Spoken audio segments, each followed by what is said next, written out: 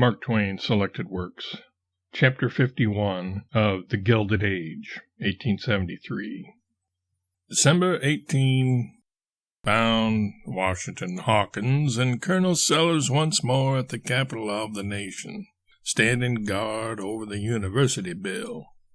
The former gentleman was despondent, the latter hopeful. Washington's distress of mind was chiefly on Laura's account. The court would soon sit to try her case, he said, and consequently a great deal of ready money would be needed in the engineering of it. The University Bill was sure to pass this time, and that would make money plenty, but might not the help come too late? Congress had only just assembled, and delays were to be feared. "Well," said the colonel, "I don't know, but you are more or less right there. Now let's figure up a little on the preliminaries. I think Congress always tries to do as near right as it can, according to its lights. A man can't ask any fairer than that. First preliminary it always starts out on is to clean itself, so to speak. It will arraign 2 or 3 dozen of its members, or maybe 4 or 5 dozen, for taking bribes to vote for this and that and the other bill last winter.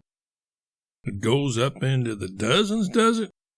Well, yes, in a free country like ours, where any man can run for Congress and anybody can vote for him, you can't expect immortal purity all the time. It ain't in nature. 60 or 80 or 150 people are bound to get in who are not angels in disguise, as young Hicks, the correspondent, says. But still, it is a very good average, very good indeed. As long as it averages as well as that, I think we can feel very well satisfied. Even in these days, when people growl so much and the newspapers are so out of patience, there is still a very respectable minority of honest men in Congress. Why, a respectable minority of honest men can't do any good, Colonel? Oh, yes, it can, too. Why, how? Oh, in many ways, many ways. But what are the ways? Well, I don't know. It is a question that requires time. A body can't answer every question right offhand, but it does do good. I'm satisfied of that.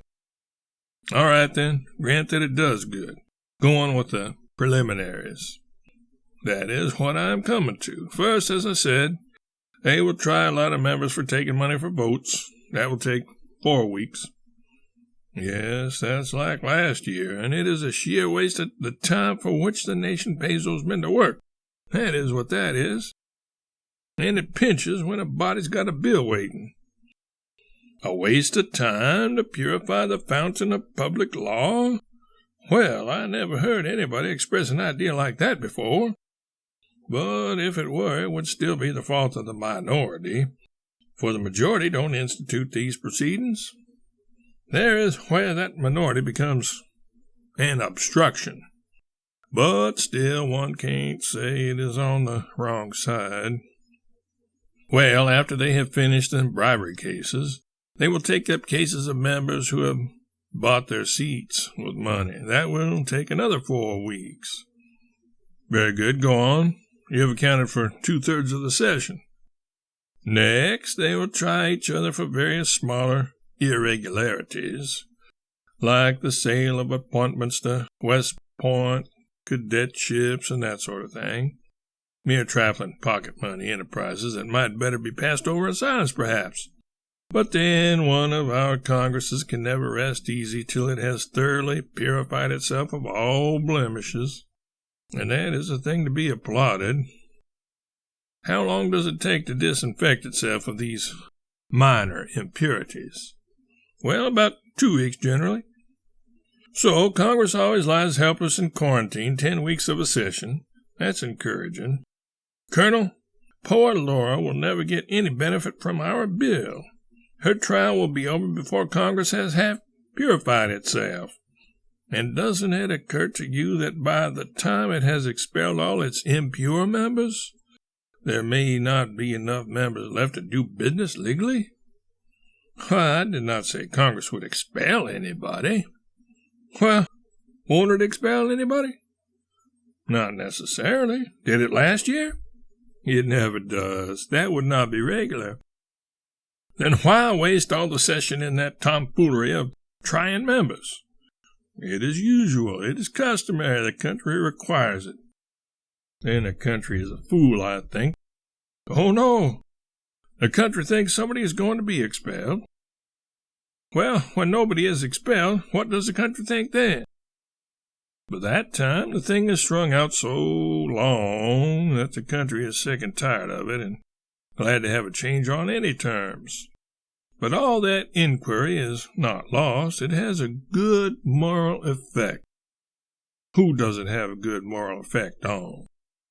Well, I don't know. On foreign countries, I think. We have always been under the gaze of foreign countries. There is no country in the world, sir, that pursues corruption as inveterately as we do. There is no country in the world whose representatives try each other as much as ours do, or stick to it as long on a stretch.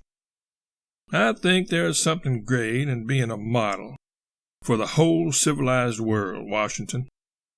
You don't mean a model, you mean an example. Well, it's all the same. It's just the same thing. It shows that a man can't be corrupt in this country without sweating for it, I can tell you that. Hang it, Colonel, you just said we never punish anybody for villainous practices. But good God, we try them, don't we? Is it nothing to show a disposition to sift things and bring people to a strict account? I tell you, it has its effect. Oh, bother the effect. What is it they do? How do they proceed? You know perfectly well, and it is all bosh, too. Come now, how do they proceed? Why, they proceed right and regular, and it ain't bosh, Washington, it ain't bosh. They appoint a committee to investigate, and that committee hears evidence 3 weeks, and all the witnesses on one side swear that the accused took money or stock or something for his vote.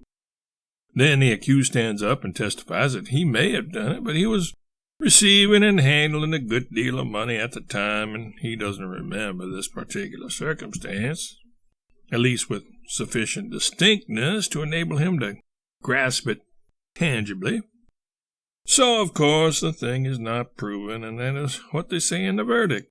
They don't acquit, they don't condemn, they just say, charge not proven.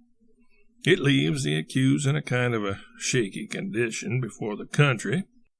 It purifies Congress. It satisfies everybody. And it doesn't seriously hurt anybody.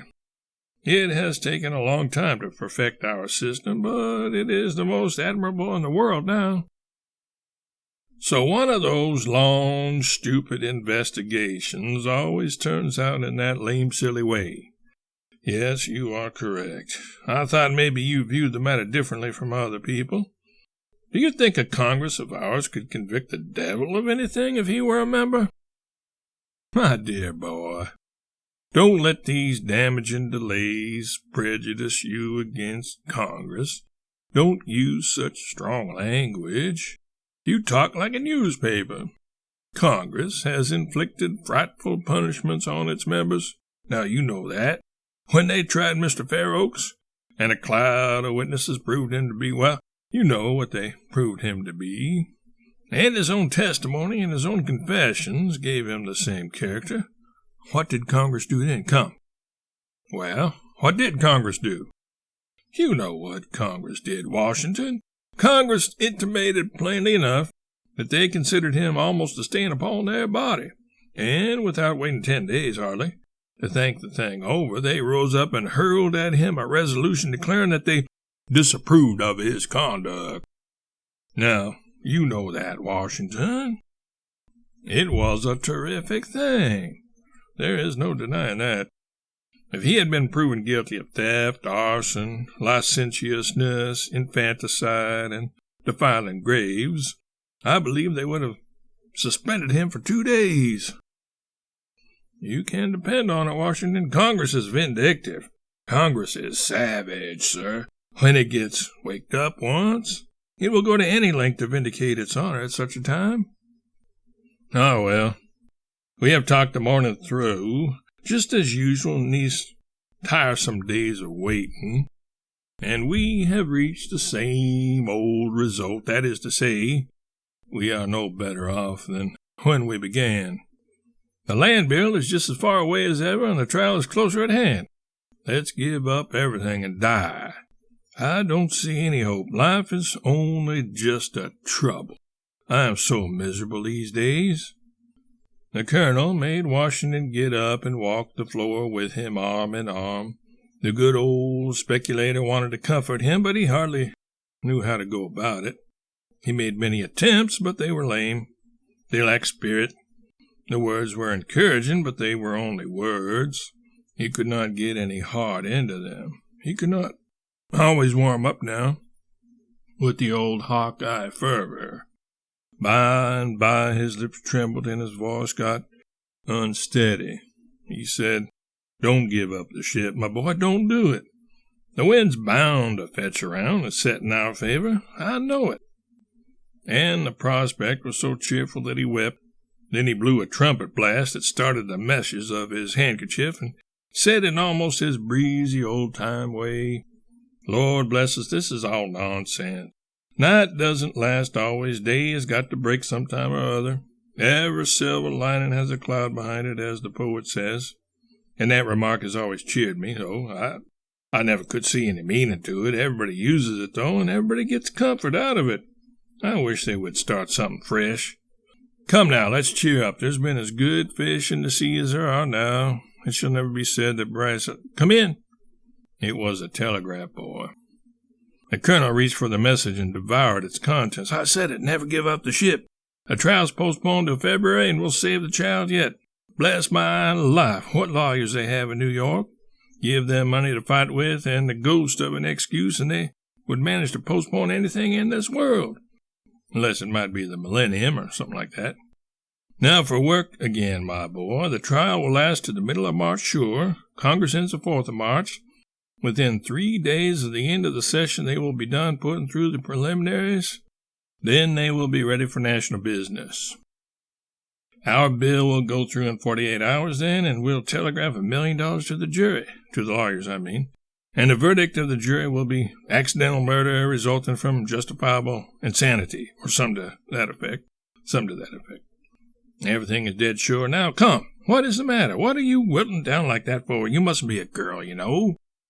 "Oh, Colonel, I'm become so used to troubles, so used to failures, disappointments, hard luck of all kinds, that a little good news breaks me right down. Everything has been so hopeless that now I can't stand good news at all.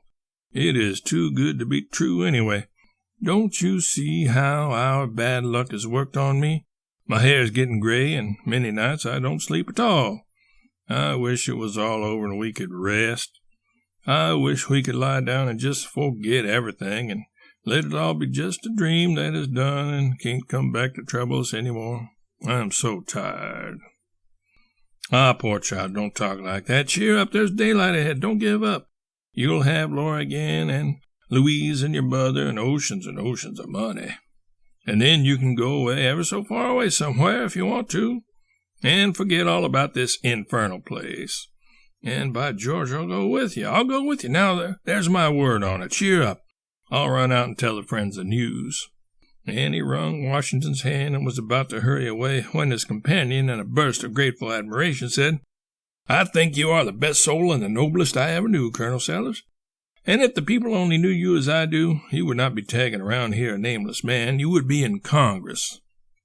The gladness died out of the colonel's face, and he laid his hand upon Washington's shoulder and said gravely, "I have always been a friend of your family, Washington. And I think I have always tried to do right as between man and man according to my lights. Now, I don't think there has ever been anything in my conduct that should make you feel justified in saying a thing like that." He turned then and walked slowly out, leaving Washington abashed and somewhat bewildered. When Washington had presently got his thoughts into line again, he said to himself, "Why, honestly, I only meant to compliment him. Indeed, I would not have hurt him for the world.